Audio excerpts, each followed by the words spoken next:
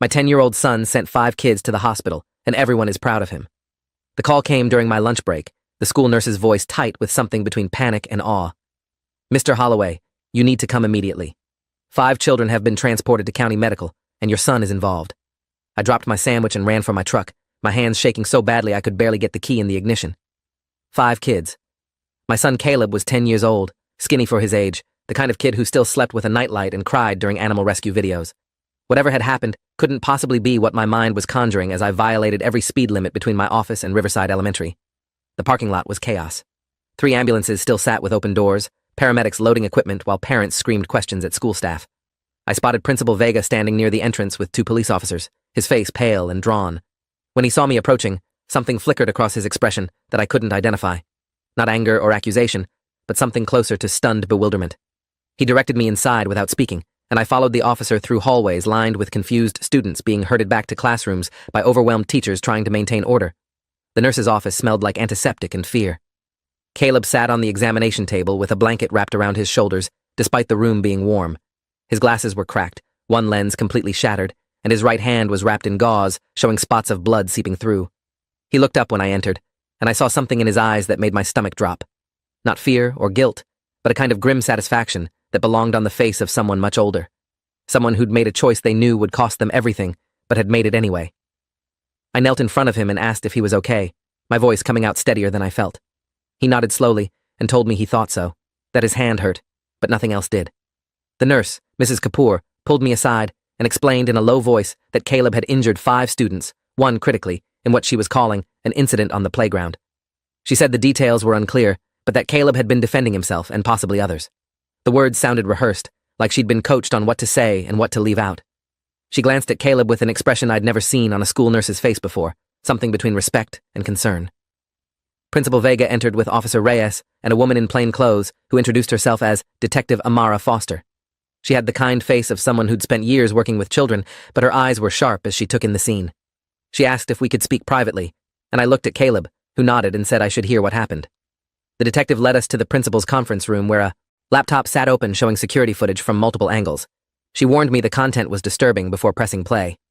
The footage showed the playground during afternoon recess. I spotted Caleb immediately, sitting alone on a bench reading a book like he usually did.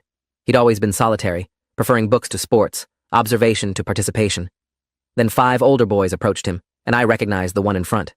Dominic Archer, 12 years old, held back twice, the kind of kid whose parents hired lawyers before the school could even call them about behavioral issues. I'd seen him bullying smaller kids before and reported it, only to be told by Vega that Dominic came from a prominent family who donated generously to the school. The boys surrounded Caleb, and even without audio I could see them taunting him. Dominic grabbed Caleb's book and threw it toward the fence. When Caleb stood to retrieve it, Dominic shoved him back down. The other boys laughed, forming a tighter circle. I gripped the conference table edge as I watched my son try to leave 3 times, each attempt blocked by the group. Then Dominic pulled something from his pocket, and Detective Foster paused the video to zoom in. It was a lighter. Dominic was flicking it open and closed, bringing the flame close to Caleb's face while the other boys held him in place. My vision tunneled as Foster resumed the footage. Caleb's body language changed completely in the next frame. He stopped trying to leave and went perfectly still, and I recognized that stillness from somewhere deep in my own childhood. That moment when fear transforms into decision, when you understand that surviving means fighting. What happened next unfolded so fast that Foster had to slow the playback to quarter speed. Caleb grabbed Dominic's wrist, twisted it in a way that made me wince, and sent the lighter flying. Then he moved. I'd never seen my son move like that. He wasn't wild or panicked, he was precise. He drove his palm into Dominic's nose with enough force that I saw blood spray across the frame. When the second boy grabbed him from behind, Caleb dropped his weight and threw him over his shoulder into a third kid. They both went down hard. The fourth boy swung at Caleb's head, but my son ducked and swept his legs, sending him crashing into the bench. The fifth boy started running, but Caleb caught him and drove his knee into the kid's stomach, doubling him over. The whole thing lasted maybe 15 seconds. When it was over, Dominic was on the ground holding his face. 2 boys were tangled together groaning, one was curled around his stomach vomiting, and the last was limping away clutching his leg.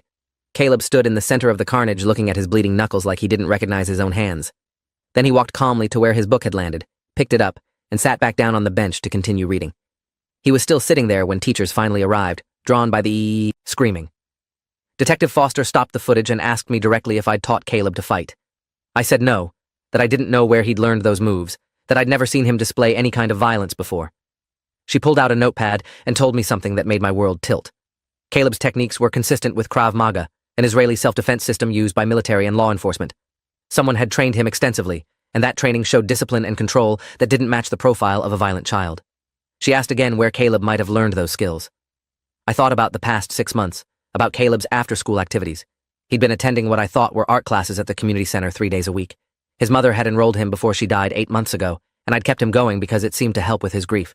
But I'd never actually been inside, just dropped him off and picked him up. I told Detective Foster this, and she made a note while exchanging a glance with Principal Vega that suggested they already suspected something. We went back to the nurse's office where Caleb waited. I asked him directly about the art classes, and he looked at me with those two old eyes and said they weren't art classes. They were self-defense training. Mom had signed him up after she got sick, after she knew she wouldn't be around to protect him anymore. She'd made him promise not to tell me because she knew I'd object, knew I'd say 10 years old was too young for that kind of training. Caleb's voice cracked when he explained that Mom had told him some people wouldn't fight fair, and he needed to know how to protect himself when nobody else could. The instructor's name was Elijah Soto, a former Israeli Defense Forces combat instructor who ran a small studio in the community center's basement. Detective Foster looked him up on her phone and showed me his website. The studio specialized in teaching vulnerable populations, children with disabilities, victims of abuse, anyone who needed real defense skills rather than sport martial arts. Foster said she'd need to interview Soto, but from the footage, he'd trained Caleb exactly as advertised. Those weren't aggressive techniques. They were designed to neutralize threats efficiently and escape. Principal Vega cleared his throat and explained why 5 children were in the hospital. Dominic Archer had a broken nose and fractured orbital bone that required surgery. 2 boys had concussions from hitting the ground. 1 had a dislocated shoulder. The 5th had fractured ribs from Caleb's knee strike. Vega's voice was carefully neutral as he listed these injuries, but I caught the edge of something else underneath. He said the school board was meeting an emergency session to determine Caleb's consequences. That assault of this severity typically meant expulsion and criminal charges regardless of provocation. I felt my own rage building then. I asked Vega if he was seriously considering expelling my son for defending himself from 5 boys, 1 armed with a lighter, after Vega's own administration had ignored my reports about Dominic's bullying for 2 years. The principal's professional mask cracked slightly, and he admitted that Dominic's parents were already threatening legal action against the school and our family. Gerald and Patricia Archer were both corporate attorneys who'd made it clear they'd bury us in lawsuits unless Caleb faced consequences. Vega looked exhausted as he explained the political reality, that sometimes doing the right thing wasn't possible when money and power aligned against you. Detective Foster interrupted to say that while she understood the school's position, the footage showed clear self-defense and defense of others. Under state law, Caleb had the right to use reasonable force to protect himself from imminent harm. She'd be recommending no criminal charges, but that didn't prevent civil liability or school discipline. She looked at me with something like sympathy and said I should lawyer up immediately. The Archers had resources and connections, and they'd use both to make an example of my son.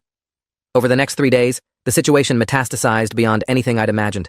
The Archers hired Donald Kessler, the most aggressive litigation attorney in the county, known for destroying opponents through sheer financial attrition. He filed a $1 million lawsuit against us, alleging assault, battery, and intentional infliction of emotional distress. He filed complaints with Child Protective Services claiming I'd trained Caleb as a weapon. He got a restraining order keeping Caleb away from Dominic, which effectively banned my son from school since they were in the same grade. The legal paperwork arrived faster than I could read it, each filing more devastating than the last. I used my savings to retain Angela Kwan, a defense attorney recommended by Foster. Angela was young but fierce, the daughter of Korean immigrants who'd built her practice defending underdogs against corporate bullies. She reviewed the footage and told me we had a strong case, but strong didn't mean easy. The Archers would drag this out for years if necessary, bleeding us financially while isolating Caleb socially. She said our best hope was getting public opinion on our side before the narrative became fixed. I asked how we did that, and she pulled out her phone to show me what was already happening online. Someone had leaked the security footage. The video had gone viral, shared across social media platforms with competing narratives. Some people called Caleb a trained fighter who'd used excessive force against children. Others praised him for standing up to bullies when adults failed to protect him. The comment sections were war zones, with strangers arguing about appropriate self-defense, school safety, and parental responsibility. News outlets picked up the story, running headlines that ranged from "Trained fighter hospitalizes 5 in playground attack" to "Boy defends himself after school ignores bullying." The local news showed up at our house within hours. I refused to comment on advice from Angela, but that didn't stop them from running stories. They interviewed Dominic's parents on their manicured lawn, Patricia Archer crying about her son's broken face, while Gerald spoke in measured tones about violent children and parental negligence. They looked like victims, polished and sympathetic, while I was just a grieving widower who couldn't afford their level of media coaching. The narrative was forming exactly as Angela had feared, with the Archers controlling the story through superior resources. Then something unexpected happened. Parents started coming forward, not just from Riverside Elementary, but from Dominic's previous school and the private academy he'd attended before that. They brought stories of bullying, harassment, and violence that had been swept under administrative rugs by families too scared or too exhausted to fight the Archer family's legal threats. A mother named Veronica Russo spoke on camera about her son's broken arm, attributed to a fall, but actually inflicted by Dominic during a confrontation the school had covered up. She'd been too intimidated to press charges then, but watching Caleb's video had given her courage to speak truth. More families emerged.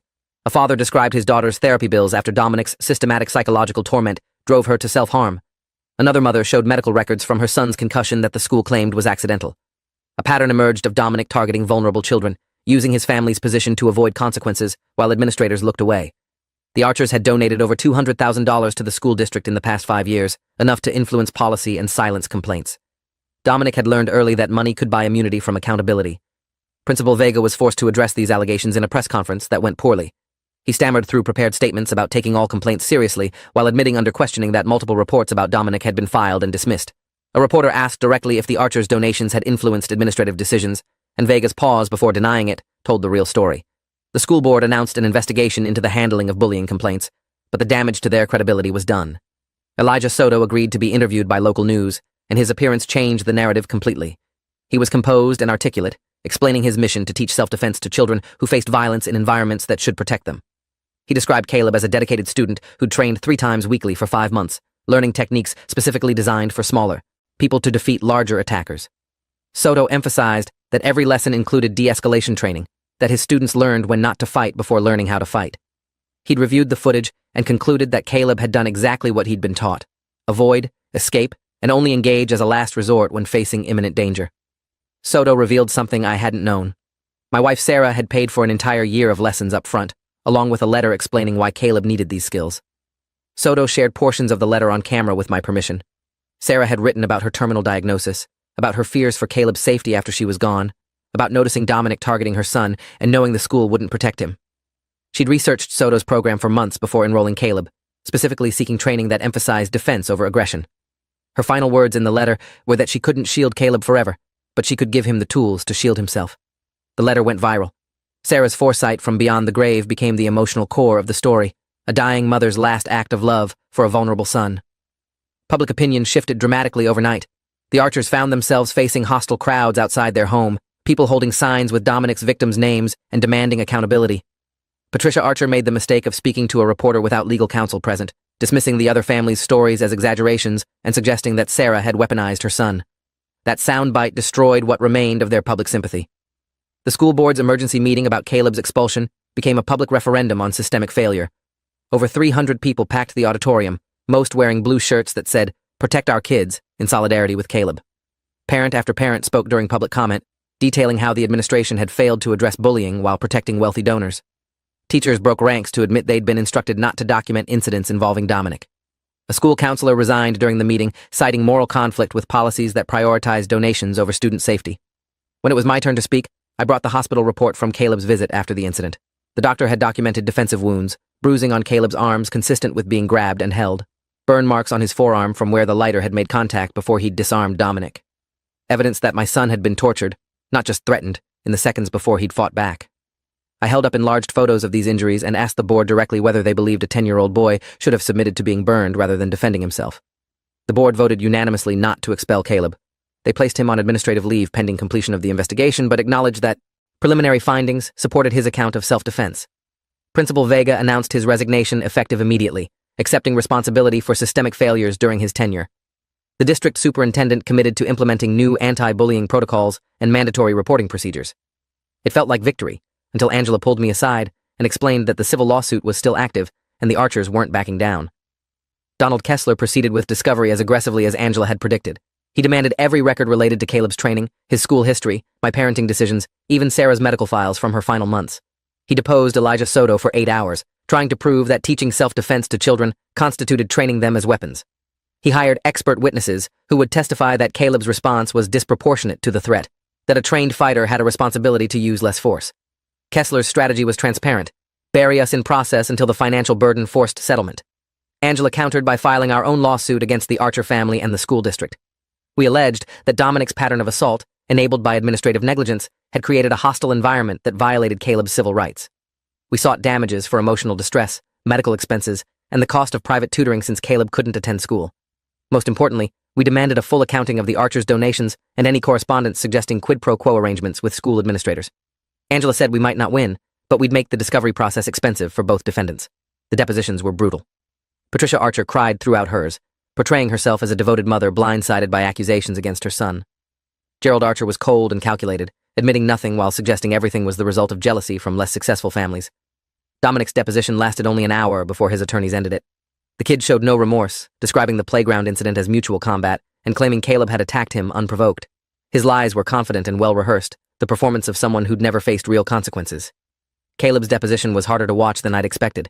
Kessler tried every tactic to break him, suggesting his mother had taught him to solve problems with violence, insinuating that I'd encouraged the fight, asking repeatedly whether he'd enjoyed hurting those boys. Caleb answered each question in a monotone, his affect completely flat, until Kessler made the mistake of calling Sarah's decision to enroll him in self-defense classes, reckless parenting. My son looked directly at the attorney and said in a clear voice that his mom had saved his life, that without her foresight, he'd have been burned and beaten while adults debated liability. The raw truth of it silenced even Kessler for a moment.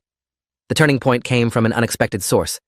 One of the boys Caleb had fought, Kenneth DuPont, told his parents he wanted to change his story. Kenneth was 11 and had been following Dominic's lead for years, too scared to refuse and too weak to object. After spending a week in the hospital with a concussion, he'd had time to think about the person he was becoming. His parents contacted Angela and arranged a meeting where Kenneth admitted everything. Dominic had planned the attack specifically to humiliate Caleb, had brought the lighter with intention to burn him, had promised the other boys protection from consequences because his parents always fixed things.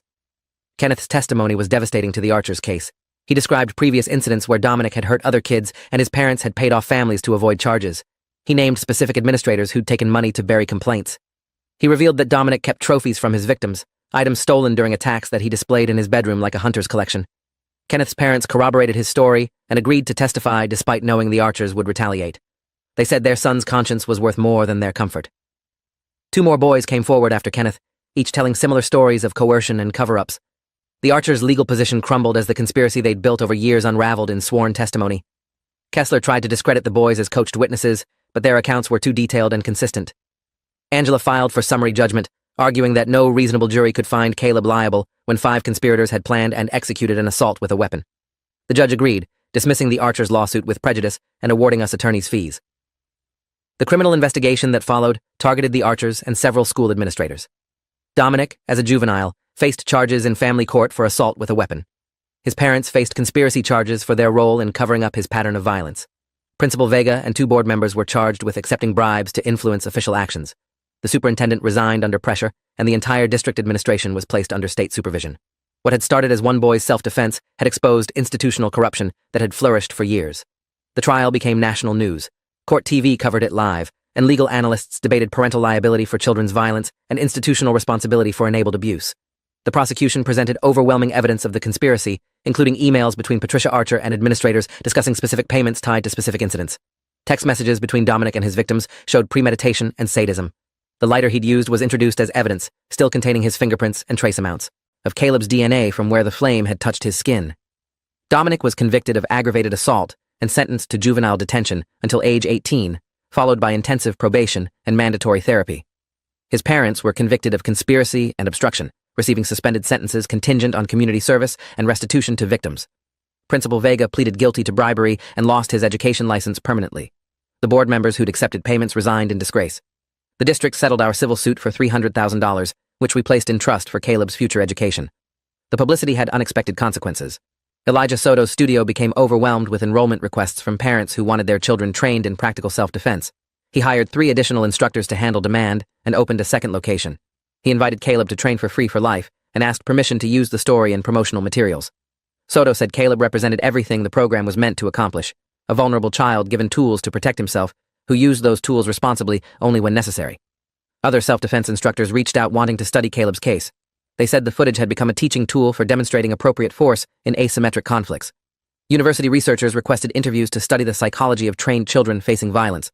A book publisher offered a contract for our story. All of it felt surreal. This attention for something that should never have happened. Fame for surviving what should have been prevented. Caleb struggled with the aftermath in ways I hadn't anticipated. He'd been celebrated for violence, even though the violence itself had traumatized him. He had nightmares about the fight, woke up crying about whether he'd hurt those boys too badly. The therapist explained that Caleb's training had created a disconnect between capability and willingness, that knowing how to hurt people didn't make hurting them easier emotionally. She said his nightmares were actually healthy, evidence that he hadn't become desensitized to violence despite being forced to use it. We spent months in family therapy, processing Sarah's death and Caleb's fight as intertwined traumas. I realized I'd been so focused on practical survival after losing my wife that I'd missed Caleb's emotional drowning. He'd been training for violence while grieving his mother, learning to fight while learning to be alone. The self-defense skills had saved him physically, but isolated him emotionally, creating a barrier between him and peers who couldn't understand what he'd experienced. The therapist helped us build new connections, find communities where Caleb's experience was understood rather than sensationalized. The other families who'd lost children to Dominic's violence reached out, and we formed an informal support network. Monthly meetings, where parents shared stories and kids connected with others who understood bullying's long shadow. Kenneth DuPont became Caleb's unexpected friend, the two boys bonding over their shared experience from opposite sides. Kenneth's parents thanked me repeatedly for Caleb's actions, saying their son had been saved from becoming what Dominic had tried to make him. The irony wasn't lost on anyone that violence had created this community of healing. A year after the incident, Riverside Elementary invited Caleb back with new administration and reformed policies. The school had implemented mandatory anti-bullying training for all staff, created anonymous reporting systems monitored by outside advocates, and established a victims fund for families affected by previous administrative failures. They asked Caleb to speak at an assembly about his experience, and he initially refused before the therapist suggested it might provide closure. I left the decision to him, and after a week of consideration, he agreed. The assembly was packed with students, parents, and media. Caleb stood at the podium looking small behind the microphone, his cracked glasses now replaced but his hands still showing faint scars from that day. He read from prepared remarks, his voice steady, as he explained that he didn't want to be famous for fighting, didn't want other kids to think violence was cool or necessary. He said his mom had given him self-defense training as a last resort, insurance for the worst-case scenario she'd hoped would never happen. He wished adults had protected him, so he didn't have to protect himself. Caleb looked directly at the students and said something that made the room go silent. He explained that beating up 5 kids hadn't made him feel strong, it had made him feel terrified and alone. That knowing you're capable of hurting people is a burden, not a power. That every night he wished he could have walked away, wished teachers had been watching, wished Dominic had chosen differently. He said the scars on his hands would fade, but the memory of what he'd done wouldn't, and he'd carry that weight his whole life, even though everyone told him he'd been right to fight. The assembly ended with a standing ovation that felt wrong to me. These people were applauding my son's trauma, celebrating his forced maturity, turning his survival into inspiration. But when I looked at Caleb's face, I saw something else. Not pride or satisfaction, but relief that he'd been heard. That someone had finally acknowledged the cost of what he'd survived, instead of just praising the outcome. That validation seemed to matter more to him than any legal victory or public support. We left Riverside Elementary that day and never went back.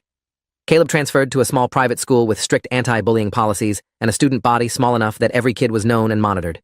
He continued training with Elijah Soto, but focused on forms and discipline rather than combat. Application. He joined the school's debate team and discovered he was good at arguing positions with words instead of fists. Slowly, carefully, he began building a new identity around something other than that 15 seconds of violence. The legal settlements paid for therapy and private school tuition, but more importantly, they funded a foundation Sarah had mentioned wanting to create before she died. The Protect and Empower Foundation provided free self-defense training for at-risk children and advocacy for bullying victims. Angela Kwan sat on the board, as did Elijah Soto, Veronica Russo, and Kenneth DuPont's parents. We awarded grants to schools implementing evidence-based anti-bullying programs and hired attorneys to represent families too intimidated or too poor to fight back against institutional failures. Dominic Archer was released from juvenile detention after 3 years of intense therapy and restorative justice programming. Part of his release conditions included writing apology letters to each of his victims and meeting with them if they agreed. Caleb declined the meeting, but read the letter Dominic sent. It was long and detailed, acknowledging specific incidents and accepting responsibility without excuses. Caleb never responded, but he kept the letter in his desk drawer. When I asked why, he said it reminded him that people could change, that the boy he'd fought wasn't the same person anymore, that maybe the system had worked after all, just not in the way anyone expected. Years later, when Caleb was 16 and applying to colleges, he wrote his admissions essay about that day. Not about the fight itself, but about his mother's final gift and the burden of being trained to survive violence. He wrote about learning that strength wasn't measured in fights won, but in fights avoided, that real courage meant living with the consequences of necessary actions rather than celebrating them. He submitted the essay to his top choice, a school known for social justice advocacy and conflict resolution programs. They accepted him with a full scholarship and a note from admissions saying his perspective on violence and protection was exactly what they needed in future leaders. The day we dropped Caleb off at college, we visited Sarah's grave for the first time in months. I told her out loud that her plan had worked, that Caleb had survived and thrived despite everything, that the self-defense training she'd bought had saved him that day, but her real gift had been teaching him that survival wasn't enough, that he needed to build a life worth protecting. Caleb stood beside me and said simply that he wished she could see who he'd become, that the scared kid she'd worried about had found his courage not in fighting, but in choosing when not to fight. 10 years after that playground incident, I received a message from Kenneth DuPont. He'd become a social worker specializing in juvenile intervention, working with kids who'd been bullies or victims, to break cycles before they became permanent. He said Caleb's willingness to forgive him, to see past that day to who Kenneth could become, had changed his life's trajectory completely. He wanted Caleb to know that the 5 kids who'd gone to the hospital that day had all become better people because of what happened, that sometimes the most violent moments plant seeds for the most profound growth. Caleb read Kenneth's message and smiled for the first time in days. He'd been stressed about his graduate school applications, worried that his past would define his future. But Kenneth's words reminded him that the past wasn't a cage, it was context. That the boy who'd fought 5 attackers at 10 had become a man who dedicated his life to preventing fights, and that transformation was what mattered. Not the viral video or the lawsuits or the fame, but the choice to turn trauma into purpose, survival into service, and violence into advocacy for peace. Thanks for watching till the end. Make sure to subscribe and like to not miss the next story.